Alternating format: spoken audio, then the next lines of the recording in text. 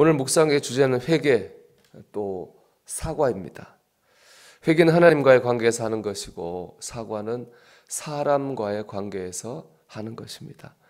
그런데 회개와 사과는 공통점이 있습니다. 대상은 다르지만은 그 관계에서 상황을 긍정적으로 반전시키는 힘이 있다는 겁니다.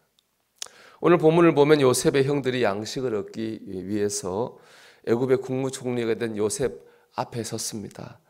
물론 형들은 국무총리가 요셉인지 모르는 상황이죠. 요셉은 형들을 간첩으로 몰아붙입니다. 그리고 양식은 주겠지만은 그 형들 중 한 명을 여기 볼모로 잡고 있고 나중에 막내 동생인 베냐민을 데리고 오면 그때 그들이 간첩이 아니라고 하는 것을 인정하겠다 이렇게 말을 합니다. 이걸 보면 요셉의 속마음을 알 수 있습니다. 지금 요셉 안에는 두 마음이 있습니다. 먼저는 형들에게 받은 상처가 아직 남아 있어요. 그 상처 때문에 형들을 미워하는 마음이 있는 거죠. 그렇지 않았다면 그 형들을 보자마자 얼싸안고 기쁨의 눈물을 흘렸겠죠. 그런데 그러지 않으니까 간첩으로 모른 거예요. 하지만 동시에 가족을 사랑하는 마음도 있습니다. 그렇기 때문에 가족들이 먹을 수 있도록 양식을 내준 거죠. 미움, 섭섭함과 반가움, 미움과 사랑, 이 두 가지 감정이 지금 요셉 안에 있습니다. 이 두 가지 감정이 어디로 쏠릴지는 몰라요. 미움으로 쏠릴 수도 있고 사랑 쪽으로 확 이렇게 쏠릴 수도 있는 그런 상황입니다. 여기서 상황을 결정하는 중요한 사건이 일어납니다. 형들의 뉘우침입니다. 21절 보면 이렇게 돼 있죠. 그들이 서로 말하되 우리가 아우의 일로 말미암아 범죄하였도다. 그가 우리에게 애걸할 때에 그 마음의 괴로움을 보고도 듣지 아니하였으므로 이 괴로움이 우리에게 임하도다. 형들이 간첩 아니잖아요. 근데 간첩으로 몰려서 억울한 일을 당하고 있습니다. 어려움을 만나고 있는데 이 어려움이 누구 때문이 아니라 지난날 자신들이 잘못한 벌을 받고 있다고 생각하는 거예요. 예전에 자기들이 동생 요셉을 배신하고 버린 것 때문에 하나님이 지금 우리에게 벌 주시는 거야 하고 자기를 돌아보면서 뉘우치고 있었습니다. 이걸 본 요셉은 다른 데로 가서 펑펑 울어요. 그 눈물 속에 요셉 안에 있던 미움과 원망이 다 녹아져 없어지게 됐습니다. 미움은 사라지고 가족을 향한 사랑의 감정만 남았습니다. 그때 만약 형들이 뉘우치지 않았다면 어떻게 됐을까요? 뉘우치지 않았다면 요셉의 감정이 어디로 갔을지는 알지 못하는 거예요. 뉘우침이 긍정적 상황을 만들어냈습니다. 뉘우침과 회개는 사과는 관계에 있어서 긍정적인 상황을 만들어냅니다. 하나님은 사랑의 하나님이십니다. 용서하지 못할 사람이 없으시죠.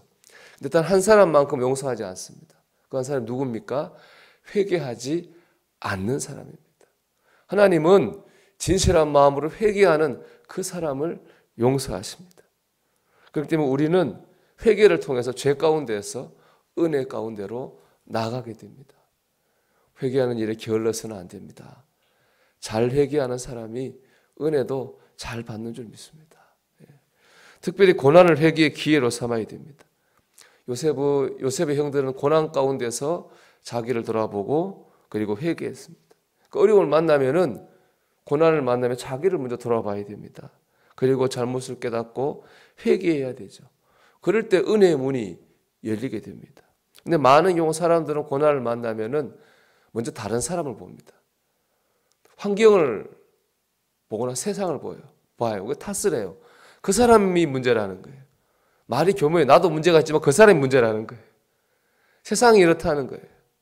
여러분 그래가지고는 해결될 일이 없습니다.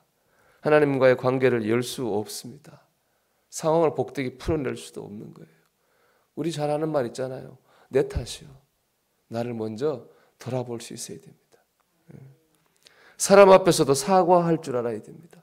김남준 목사님이 쓴 개념이 있는 그리스도인이라는 책에 보면은 얘기가 나오는데 이분이 이제 운전면허 딴 지 얼마 안 됐습니다. 철원을 갔는데 저쪽에 이제 큰 길에서 버스가 막 오고 있는데 이 긴장이 시골에 차가 없어서 긴장이 풀렸나 봐요. 이분이 좁은 길에서 큰 길로 확 들어온 거예요. 오늘 버스하고 사고 날 뻔했어요. 급정거에 사고 안 났는데 버스 기사가 얼마나 화가 났겠습니까? 버스 기사가 문을 열고 내렸습니다. 그러자 그때 그 초보 운전자 어떻게 했겠습니까? 머리를 깍듯이 숙이고 미안합니다. 제가 운전면허 딴 지가 얼마 안 돼가지고 너무 잘못했습니다. 얼마나 놀라셨어요. 진심으로 사과했습니다. 그러자 화가 나서 내린 버스 기사가 앞으로 운전 조심하세요 한마디 하고 갔습니다. 여러분 그 상황을 한번 생각해 보세요. 만약 그 상황에서 그 초보 운전자가 당신은 초보 때 실수 안 했어? 라고 얘기하면 어떻게 됐겠어요? 100% 싸우는 겁니다. 싸움이 나는 거예요. 근데 그렇지 않고 잘못했습니다. 미안합니다. 이 한마디 사과 때문에 좋지 않은 상황이 완전히 달라졌습니다.